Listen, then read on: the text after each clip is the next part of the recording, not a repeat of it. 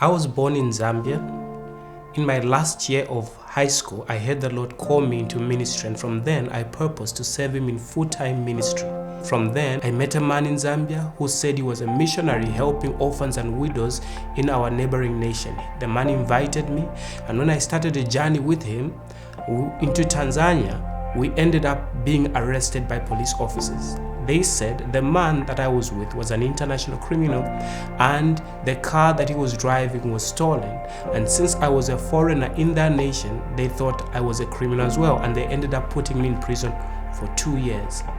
In prison, I was beaten, spent a night in human excrement, ate bad food, and suffered.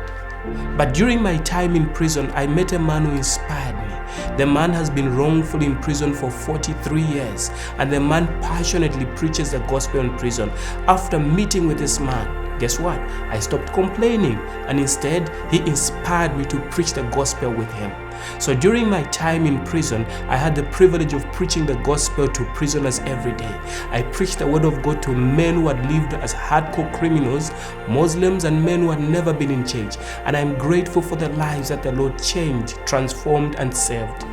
2 years later, I was found innocent, released from prison. I went back to Zambia and continued ministry. Then God opened a door for me to go to Baylor University in Texas, where I studied for my Master's of Divinity. After graduating from Baylor, God opened the door for me to do internship at Cornerstone Christian Church.